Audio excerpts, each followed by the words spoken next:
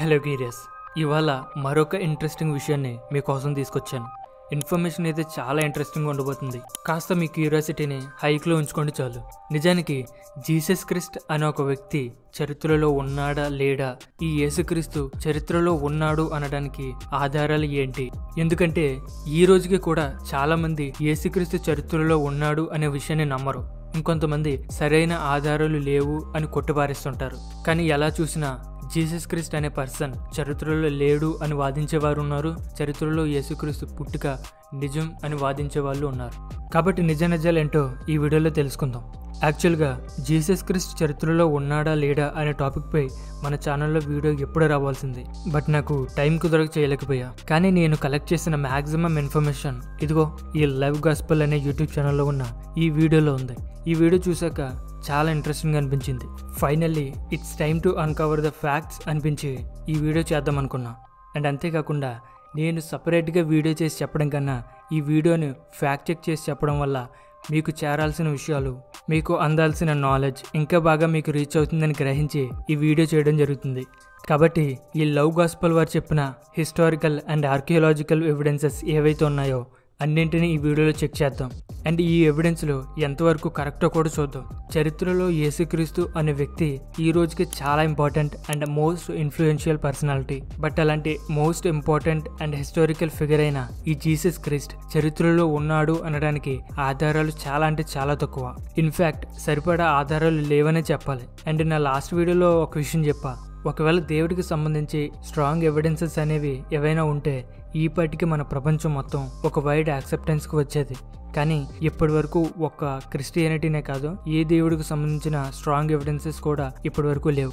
చాలా మంది క్రిస్టియానిటీ అనేది ప్రపంచంలో ఎక్కువ మంది నమ్ముతున్న రిలీజన్గా మారింది. ఇంతకంటే వైడ్ యాక్సెప్టెన్స్ ఏంటని అనుకోవచ్చు. కానీ ఈ బిలీవర్స్ కౌంట్ ఎంత పెరిగినా అది కేవలం నమ్ముతున్న వారి సంఖ్య మాత్రమే, కానీ వైడ్ యాక్సెప్టెన్స్ అవ్వదు. కాబట్టి ఈ క్రిస్టియానిటీ, జీసస్ క్రిస్ట్ ఇవన్నీ ఇంకా నమ్మకం వరకే పరిమితం. అసలైన వైడ్ యాక్సెప్టెన్స్ అనేది ఇంకా రాలేదు. అండ్ ఈ అసలైన వైడ్ యాక్సెప్టెన్స్ అంటే ఏంటో కూడా ఈ వీడియోలో వివరిస్తా. కాబట్టి ఈ వీడియోలో చాలా క్యూరియస్ అండ్ ఇంట్రెస్టింగ్ విషయాలను చూద్దాం. ఈ లవ్ గాస్పెల్ వారు చెప్పిన హిస్టారికల్ అండ్ ఆర్కియాలజికల్ ఎవిడెన్సెస్ ఎంతవరకు కరెక్ట్, ఎందుకని చరిత్రలో జీసస్ క్రిస్ట్ ఉన్నాడు అనడానికి సరైన ఆధారాలు లేవు, అసలు ఈ క్రిస్టియన్స్ కానీ ముస్లిమ్స్ కానీ హిందూస్ కూడా దేవుడి విషయంలో దేనిని ఆధారాలుగా తీసుకుంటున్నారు, అసలు ఆధారం అంటే ఏంటి అనే ఇలాంటి చాలా ఇంట్రెస్టింగ్ విషయాలనే ఈ వీడియోలో తెలుసుకుందాం. So let's begin with title cards.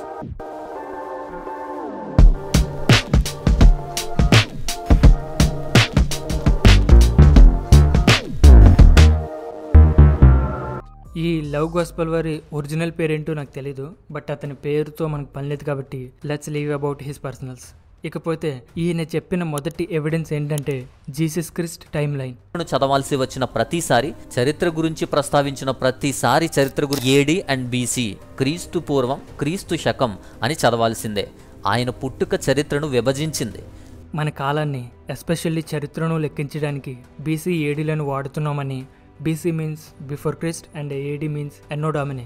So ఈ విధంగా కాలాన్ని కొలవడానికి జీసస్ క్రిస్ట్ పుట్టుక కారణమైందని దీనిని ఎవిడెన్స్గా చూపించారు. కానీ నిజానికి ఈయన మాత్రమే కాదు, చాలామంది కాలాన్ని కొలవడానికి జీసస్ క్రిస్ట్ పుట్టుక కారణమైందని, చరిత్రను కొలవడానికి ఈయన్ని మధ్యస్థంగా చేసుకునే మనం చరిత్రను కొలుస్తున్నాం అని అనుకుంటారు. కానీ నిజానికి యేసుక్రీస్తు పుట్టింది 1 ADలో కాదు. Most of the scholars agree చేసిన దాని ప్రకారం జీసస్ క్రిస్ట్ పుట్టింది 6 BC to 4 BC ఆ టైంలో పుట్టారని most of the scholars and historians అంటున్నారు. అయితే ఎవరు ఈ మోస్ట్ ఆఫ్ ది స్కాలర్స్ అనేది తెలియాలంటే ఈ స్క్రీన్పై కనిపిస్తున్న ఈ ఆర్టికల్స్ని మీరు కూడా చదవాలి. ఈ ఇమేజ్లో కనబడుతున్న ఇన్ఫర్మేషన్ చదివినా, లేదంటే కింద డిస్క్రిప్షన్లో ఉన్న లింక్స్ యూజ్ చేసి మొత్తం ఆర్టికల్స్ని రీసెర్చ్ చేసినా సరే మీకు మాత్రం Jesus Christ 6 BC to 4 BC టైంలో పుట్టారని, 1 ADలో కాదు అని క్లారిటీ వస్తుంది. అయితే అసలు ఈ ఆర్టికల్స్ ఎందుకు నమ్మాలి, ఇవి నిజమైన గ్యారంటీ ఏంటి అని మీరు అనుకోవచ్చు. ఒకసారి ఈ ఇమేజెస్లో ఉన్న టిక్ మార్క్స్, అండర్లైన్స్, బ్రాకెట్స్లో ఉన్న ఈ లింక్స్ ఓపెన్ చేసిన ఆ ఆర్టికల్స్ని చూసినా ఇవన్నీ ఎంతోమంది స్కాలర్స్, థియోలాజిస్టులు, హిస్టోరియన్స్ రీసెర్చ్ అండ్ అనాలిసిస్ చేసి కన్ఫర్మ్ చేసిన విషయాలు అని మనకు తెలుస్తుంది. మోస్ట్ ఇంపార్టెంట్లీ ఈ అండర్లైన్ చేసిన నంబర్స్ని క్లిక్ చేస్తే ఆ స్కాలర్స్ ఎవరు, వాళ్ళు దేనిని బేస్ చేసుకుని ఈ విషయాలు చెప్తున్నారో కూడా తెలుస్తుంది. కానీ ఇదంతా నేను సింప్లిఫై చేసిన విషయాలు మాత్రమే. బట్ మీరు కూడా ఒకసారి చెక్ చేస్తే ఇంకా ఇన్ డెప్త్ నాలెడ్జ్ తెలుస్తుంది. అలాగే నేను చెప్పింది నిజమే అని కూడా క్లారిటీ వస్తుంది. అండ్ అంతేకాకుండా ఈ బీసీ ఏడి అనే క్యాలిక్యులేషన్స్ని ఫస్ట్ ఇంట్రొడ్యూస్ చేసింది డైనోసియస్ ఎగ్జిగ్యూస్ అనే సన్యాసి. ఇతను ఒక క్రిస్టియన్ కూడా. అయితే ఈ డైనోసియస్ ఎగ్జిగ్యూస్ జీసస్ క్రిస్ట్ బర్త్ డేట్ని రాంగ్గా క్యాలిక్యులేట్ చేశాడా, లేక ఇంటెన్షనల్గానే జీసస్ క్రిస్ట్ బర్త్ డేట్ని టైమ్ లైన్కి మధ్యలో పెట్టి గ్రెగోరియన్ క్యాలెండర్ని క్రియేట్ చేశాడా అన్నది still suspicious. But most of the people చెప్పేది ఏంటంటే ఈ డైనోసియస్ ఎగ్జిగ్యూస్ జీసస్ క్రిస్ట్ బర్త్ డేట్ని రాంగ్గానే క్యాలిక్యులేట్ చేశాడని చెప్తారు. ఎవరో ఎందుకు క్యాథలిక్ చర్చ్ హెడ్ అయిన పోప్ బెండిక్ట్ ఒక పుస్తకంలో క్లియర్గా చెప్పారు, యేసుక్రీస్తు 1 AD పుట్టడం నిజం కాదని. ఈ డైనోసియస్ ఎగ్జిగ్యూస్ అనే సన్యాసి జీసస్ క్రిస్ట్ బర్త్ డేట్ని రాంగ్గా క్యాలిక్యులేట్ చేశాడని, క్రీస్తుపూర్వం 7 మరియు 2 మధ్య కాలంలో యేసుక్రీస్తు పుట్టి ఉంటాడు అని ఈ పోప్ బెండిక్ట్ రాసిన Jesus of Nazareth the infancy narratives అనే బుక్లో ఈ విషయాలను క్లియర్గా వివరించాడు. ఈ పోప్ బెండిక్ట్ చేసిన ఈ స్టేట్మెంట్స్ అనేవి ఆ మధ్యకాలంలో వెస్టర్న్ మీడియాలో చాలా ట్రెండింగ్ కూడా అయ్యాయి. ఈయన మాత్రమే కాదు, ఇలా చాలా మంది స్కాలర్స్ చెప్పేది ఇదే. కాబట్టి జీసస్ క్రిస్ట్ పుట్టిన డేట్ అండ్ ఇయర్ ఏంటో ఎగ్జాక్ట్గా ఎవరికీ తెలియదు. కానీ బైబిల్లోని గాస్పల్స్, యేసుక్రీస్తు చేసిన ప్రీచింగ్, హేరోదురాజు మరణం ఇలాంటి మేజర్ ఈవెంట్స్ను బేస్ చేసుకుని క్యాలిక్యులేట్ చేసుకోవడమే. అండ్ ఇలా క్యాలిక్యులేట్ చేసిన తర్వాతే జీసస్ క్రిస్ట్ పుట్టింది 6 BC to 4 BC ఆ టైంలో అని, 1 AD కాదు అన్న విషయం వైడ్ యాక్సెప్టెన్స్లోకి వచ్చింది. మరైతే అంతమంది స్కాలర్స్ అగ్రీ చేశాక కూడా ఇంకా ఎందుకు BC ADలను మనం వాడుతున్నాం అనే డౌట్ రావచ్చు. హిస్టరీలో వెస్ట్ సైడ్ యూరోప్ ఆ ప్రాంతంలో క్రిస్టియన్స్ ఎక్కువ. అదీ కాక అప్పుడప్పుడే క్రిస్టియానిటీ డెవలప్ అవ్వడం, ఆ కాలంలో అప్పటికే ఉన్న జూలియన్ క్యాలెండర్లో మిస్టేక్స్ ఉండడం, ఈ డైనోసియస్ ఎగ్జిగ్యూస్ ఇన్వెంట్ చేసిన ఈ ఎన్నో డొమిని అనే డేటింగ్ సిస్టమ్ గ్రెగోరియన్ క్యాలెండర్లో యూజ్ చేయడం, ఇదే గ్రెగోరియన్ క్యాలెండర్ యూసేజ్ అనేది నెమ్మదిగా ప్రపంచమంతా విస్తరించడం ద్వారా ఇలా వేరియస్ రీజన్స్ వల్ల నేటికి మనం ఈ గ్రెగోరియన్ క్యాలెండర్ని వాడుతున్నాం. ఈ క్యాలెండర్తో పాటే ఈ BC ADలు కూడా వాడుతున్నాం. ఇన్ఫ్యాక్ట్ మనం ఈ BC ADలకు అలవాటు పడిపోయాం. అంతే తప్ప ఇందులో పెద్ద గొప్ప విషయం ఏం లేదు. బట్ క్రిస్టియన్స్ ఇది జీసస్ క్రీస్తు ఉన్నాడు అనడానికి ఆధారం అని, కాబట్టి కాలాన్ని కొలవడానికి యేసుక్రీస్తు కొలమానం కాబట్టి యేసుక్రీస్తు చరిత్రలో ఉన్నాడు అనడానికి ఆధారం అని చెప్తారు. ఒకవేళ యేసుక్రీస్తు నిజంగానే 1 AD పుట్టినా still it won't be a strong evidence. అది నమ్మకం మాత్రమే అవుతుంది. అండ్ అంతేకాకుండా ఇంకొంతమంది ఇప్పటికీ కూడా జీసస్ క్రీస్తు పుట్టింది 1 AD అని చెప్తున్న వారు ఉన్నారు. ఇంటర్నెట్లో చాలా ఆర్టికల్స్ సర్క్యులేట్ అవుతున్నాయి కూడా. కానీ అవన్నీ కూడా ఈ లవ్ గాస్పల్ ఛానల్ లాగానే క్రిస్టియన్ బిలీవర్స్ చేస్తున్న క్లెయిమ్స్ మాత్రమే, అవి నిజాలు కావు. కాబట్టి యేసుక్రీస్తు పుట్టుక కాల కొలమానానికి మధ్యస్థం కాదు. ఒక క్రిస్టియన్ సన్యాసి చేసిన మిస్లీడింగ్ వల్ల మాత్రమే ఈ క్రీస్తు పూర్వం, క్రీస్తు శకం ఈ పదాలు వాడకంలోకి రావడం మాత్రమే కాదు, వీటికి మనం అలవాటు పడిపోయాం. అండ్ యేసుక్రీస్తు పుట్టింది కూడా 1 AD కాదు. ఒకవేళ 1 AD పుట్టినా కూడా యేసుక్రీస్తు నిజం అని నిరూపించడానికి అది పెద్ద ఆధారం అయితే కాదు, అది పెద్ద ఆధారం కూడా అవ్వదు. ఎందుకో ముందు విషయాల్లో తెలుస్తుంది. ఈ విషయం మీద ఒక క్లారిటీ వచ్చేస్తే మనం నెక్స్ట్ టాపిక్లోకి వెళ్దాం. 1st century జ్యూస్ హిస్టోరియన్గా ఫ్లావియస్ జోసెఫస్ అనే చరిత్రకారుడికి గొప్ప పేరుంది. అండ్ తన రైటింగ్స్ కూడా చాలా యాక్యురేట్ అని కూడా most of the people believe చేస్తుంటారు. ఈ లవ్ గాస్పెల్ వారు చెప్పినట్టే ఫ్లావియస్ జోసెఫస్ జీసస్ క్రిస్ట్ గురించి చాలా విషయాలనే చెప్పాడు. జీసస్ క్రిస్ట్ జేమ్స్ బ్రదర్ అని, పొంతియస్ పిలాత్ ఆజ్ఞ మేరకు యేసుని సిలువ వేశారని, ఇంకా జాన్ ద బాప్టిస్ట్ గురించి, ఇలా చాలా విషయాలనే ఫ్లావియస్ జోసెఫస్ తన యాంటిక్విటీస్ ఆఫ్ జ్యూస్ అనే బుక్లో ప్రస్తావించాడు. దీనిని మాత్రం ఒప్పుకొని తీరాల్సిందే. కానీ ఇక్కడ కొన్ని ప్రాబ్లమ్స్ ఉన్నాయి. అవేంటో చూసే ముందు జీసస్ గురించి చెప్పిన ఇంకొన్ని నాన్ క్రిస్టియన్ హిస్టారికల్ ఎవిడెన్సెస్ ను కూడా చూద్దాం. పబ్లియస్ కొర్నేలియస్ టాసిటస్ అనే మరొక రోమన్ హిస్టోరియన్ కూడా జీసస్ క్రిస్ట్ గురించి కొన్ని విషయాలు చెప్పాడు. అయితే ఈ టాసిటస్ చెప్పిన విషయాలు కూడా ఆల్మోస్ట్ నిజాలని చెప్పడానికి ఒక కారణం ఉంది. ఈ Tacitus Jesus Christ death sentence గురించి, పొంతియస్ పిలాత్ గురించి 60 AD ఆ టైంలోనే రోమ్లో చాలామంది క్రిస్టియన్స్ ఉన్నారని ఇలా చాలా విషయాలు చెప్పాడు. ఇదే నిజమే. కానీ ఇక్కడున్న ప్రాబ్లం ఏంటంటే ఫ్లావియస్ జోసెఫస్ మరియు టాసిటస్లు జీసస్ క్రిస్ట్ గురించి ఆ రోజుల్లో ఉన్న సర్క్యులేషన్స్ అండ్ స్పెక్యులేషన్స్ను బేస్ చేసుకునే ఈ విషయాలన్నీ తమ పుస్తకాల్లో ప్రస్తావించారు. జీసస్ క్రిస్ట్ ఏ వైస్ మ్యాన్ అని, తన టీచింగ్స్తో అందరినీ ఆకర్షిస్తున్నాడని, ఎన్నో మిరాకిల్స్ చేశాడని, ఆ మెస్సయ్య అనే వ్యక్తిని పొంతియస్ పిలాతు అధికారంలో క్రూసిఫిక్షన్ చేశారని, ఇలాంటి చాలా విషయాలనే చెప్పారు. కానీ ఇవన్నీ అంత గొప్ప ఆధారాలు ఏమి కావు. ఎందుకంటే జీసస్ క్రిస్ట్ ఏమి సాధారణ వ్యక్తి కాదు. దేవుడు కుమారుడు అని చెప్పుకున్న వ్యక్తి, ఈ రోజుకి ఆయన్ని దేవుని చేసి పూజిస్తున్న వ్యక్తి, చరిత్రను రెండుగా విభజించాడు అని చెప్పుకునే వ్యక్తికి ఇవి పెద్ద ఆధారాలు కావు. ఒక ఇంట్రెస్టింగ్ విషయం చెప్తాను వినండి.